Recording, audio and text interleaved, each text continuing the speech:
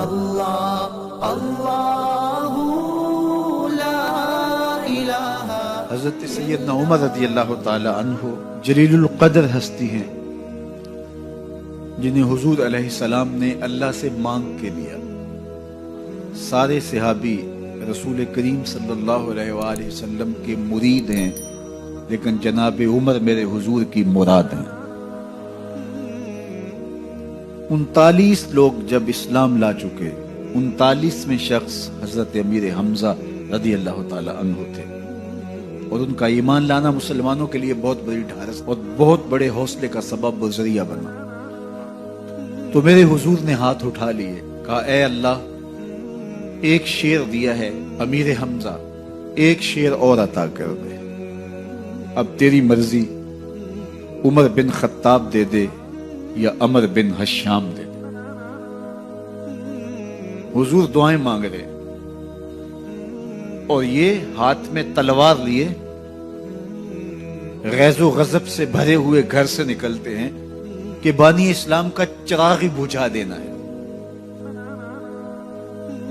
راستے میں ایک صاحب ملے اور کہا کہ عمر، تیور کوئی اچھے نہیں لگتے، خیر تو ہے، کدھر جا رہے ہو؟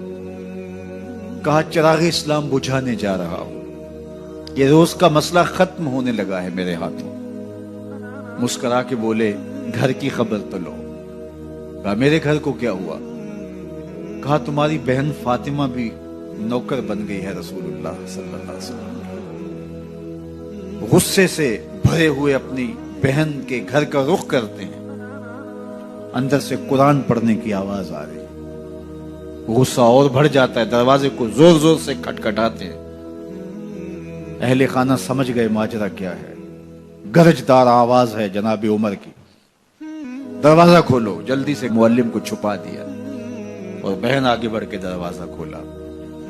کہا تم سابی ہو گئے ہو، دین چھوڑ دیا تم نے، بتوں کی وفا ترک کر دی اور بے تحاشا مارنا شروع کیا۔ بہن کا سر پھٹ جاتا ہے، خون بہنے لگتا ہے اور یہ مارتے چلے جاتے ہیں۔ فاطمہ بنت خطاب بولی عمر تم خطاب کے بیٹے ہو، سنو میں بھی خطاب کی بیٹی ہوں، جو ظلم جو جبر کرنا ہے کرو، میں محمد عربی کا دامن نہیں چھوڑوں گی۔ سوچنے پہ مجبور ہو جاتے ہیں وہ کون سی طاقت ہے جس نے بجلیاں بھر دی اس کے اندر۔ کہا جو تم پڑھ رہے تھے مجھے بھی سنا سکتے ہو؟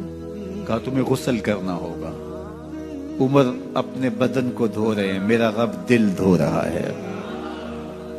اتنے میں معلم بھی قرآن لے کر آ جاتے ہیں اور قرآن کی تلاوت ہونے لگتی ہے۔ طٰہٰ ما انزلنا علیک القرآن لتشقیٰ، 14ویں رات کے محبوب چاند، ہم نے قرآن اس لیے نازل تو نہیں کیا تھا کہ تم مشقت میں پڑ جاؤ۔ بے تاب ہو گئے، کہا عمر کی عمر برباد ہو گئی، مجھے لے چلو حضور کی چوکھٹ پہ۔ تلوار حمائل کی ہے، بہنوئی ساتھ ہیں، اور حضور کی بارگاہ میں حاضر ہو رہے۔ دروازے کے سوراخوں سے دیکھا تو صحابہ تشویش کا اظہار کرنے لگے کہ عمر آ رہا ہے، تلوار حمائل کی ہے، ارادے اچھے نہیں لگتے۔ جناب امیر حمزہ نے کہا دروازہ کھول دو، اچھی نیت سے آیا تو استقبال کریں گے، نیت اچھی نہیں ہے تو اس کی تلوار سے اس کی گردن کاٹ دیں گے۔ حضور کے سامنے جا کے بیٹھ گئے، گلے میں کپڑا ڈالا تو حضور نے پکڑ کے کہا عمر ابھی وقت نہیں آیا کہ تم اسلام لے آؤ؟ یہی وقت تھا عمر کے اسلام لانے کا۔ لبوں پہ کلمہ جاری ہو گیا، اللہ اکبر کی صدا اس زور سے گونجی کہ مکے کی گلیاں گونجنے لگی۔ اسلام لانے کے بعد حضور سے پوچھتے ہیں حضور کیا ہم حق پر نہیں ہیں؟ فرمایا ہم حق پر ہیں۔ اللہ کا دین سچا نہیں ہے؟ کہا اللہ کا دین سچا ہے۔ آپ اللہ کے سچے نبی نہیں ہیں؟ فرمایا میں اللہ کا سچا نبی ہوں۔ تو کہا پھر ہم چھپ کے عبادت کیوں کریں؟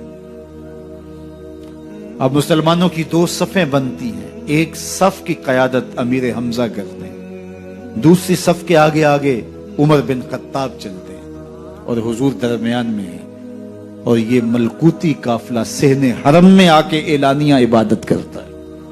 حضرت عبداللہ ابن مسعود رضی اللہ تعالیٰ عنہ فرماتے ہیں عمر کا اسلام لانا اسلام کے لیے عزت کا سبب بنا، اسلام کے وقار کی علامت بن گیا۔ ایک ایک کے دروازے پہ جا کے دروازہ کھٹکھٹا کے کہتے ہیں، وہ تو اور خبر سننے کے لیے بے چین تھے کہ یہ بانی اسلام کی زندگی کا چراغ بجھانے گیا تھا، کوئی خبر لایا ہوگا۔ وہ کہتے ہیں آؤ عمر کدھر آئے ہو؟ کہا تمہیں بتانے آیا ہوں، کمزوروں سے پنجہ آزمائی کرتے رہے ہو، آؤ میرے سے بات کرو، میں محمد عربی کا نوکر بن گیا ہوں۔ اللہ اکبر۔ میرے حضور نے فرمایا جب اچھے لوگوں کا ذکر کرو تو میرے عمر کا ذکر بھی کیا کرو۔ میرے عمر کی زبان پر حق بولتا ہے، سچ بولتا ہے۔ ان الشیطان یفر من ظل عمر، عمر کے سائے کو دیکھ کے شیطان بھاگتا ہے۔ اللہ اکبر۔ اسلام لائے تو زندگی کی ایک ایک سانس اسلام کے لیے وقف کر دی، حضور کا پہرا دیا، حضور کی ناموس کا پہرا دیا، حضور کی شریعت کا پہرا دیا۔ اسلامی فتوحات پھیلی تو پھیلتی ہی چلی گئیں، کبھی مصر فتح ہو رہا ہے، کبھی ایران فتح ہو رہا ہے، آرمینیا تک مسلمانوں کی افواج پہنچتی ہیں۔ 22 لاکھ مربع میل پر حضرت عمر رضی اللہ